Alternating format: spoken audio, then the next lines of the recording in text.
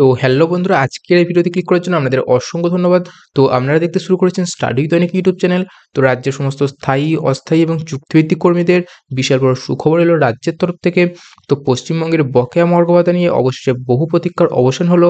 তো পশ্চিমবঙ্গের রাজ্য সরকারি কর্মীদের 10% নয়, সরকারি কেন্দ্রীয় হারে কিন্তু ডিএ মিলতে চলেছে এবার। তো অনেক দিন ধরেই কিন্তু রাজ্য সরকারি কর্মীরা বিক্ষোভ করে আসছেন এই দাবি নিয়ে।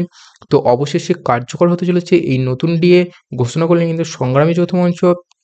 তো কবে থেকে কার্যকর হবে এই নতুন ডিএ, কবে থেকে পাবে সরকারি কর্মীরা, সেটা আজকের এই ভিডিওতে সম্পূর্ণ বিস্তারিতভাবে আলোচনা করব। তো অতি অবশ্যই আজকের এই ভিডিওটি প্রথম থেকে শেষ পর্যন্ত দেখবেন। আর আপনারা যারা আমাদের চ্যানেল নতুন ভিজিট করছেন, তারা অতি অবশ্যই আমাদের চ্যানেলটিকে সাবস্ক্রাইব করে রাখবেন। তার সাথে পাশের বেল বাটনটি অবশ্যই প্রেস করে রাখবেন। আর ভিডিওটি যদি ভালো লেগে থাকে তাহলে ভিডিওটিতে অবশ্যই একটি লাইক দিয়ে দেবেন। আর আপনি সরকারি কোন বিভাগে কাজ করেন সেটা অবশ্যই কমেন্ট বক্সে লিখে জানাবেন। তো বেশি দেরি না করে ভিডিওটি শুরু করা যাক।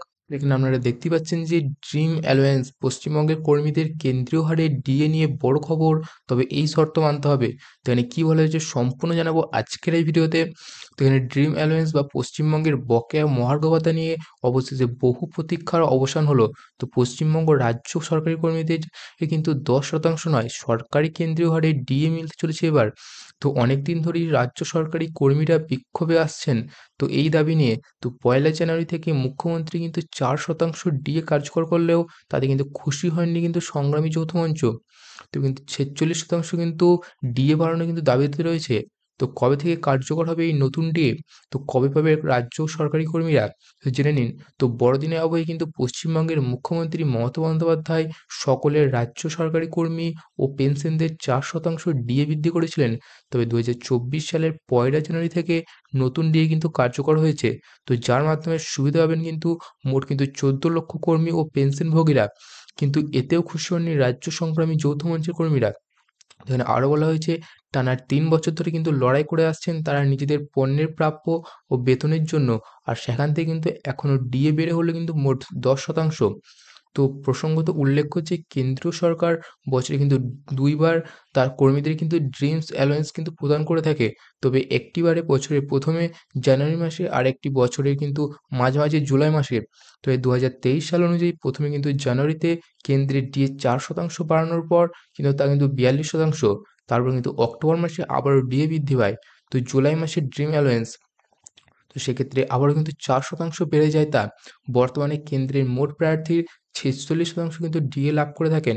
তো এই সূত্রের খবর 2024 জানুয়ারিতে পুনরায় 5% কিন্তু ডিএ বাড়তে পারে। তো এদিকে রাজ্য সরকারি কর্মীরা কিন্তু যতবারই মুখ্যমন্ত্রীর কাছে প্রশ্ন করেছেন তো কেন্দ্রীয় হারে ডিএ বাড়ানো নিয়ে তিনি বলেছেন কিন্তু রাজ্য ওই হারে কিন্তু ডিএ কখনোই সম্ভব নয়।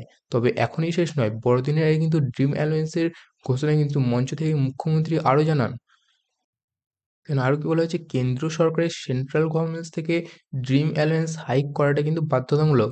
কিন্তু রাজ্য সরকারের ক্ষেত্রে কিন্তু তা নয়। তো রাজ্যের জন্য এই ব্যাপারটা কিন্তু সম্পূর্ণ ঐচ্ছিক। তো আমরা কর্মীরা কিন্তু সারা বছর কিন্তু প্রচুর পরিশ্রম করেন। তাই খুশি হয়ে আমাদের কিন্তু তারা কিন্তু এটা দিচ্ছে। তো তারা কিন্তু সবসময় কিন্তু অত্যন্ত রুষ্ট হয়ে রাজ্য সরকারি কর্মীরা তো ক্ষোভে আরো বৃদ্ধি পায় তাদের।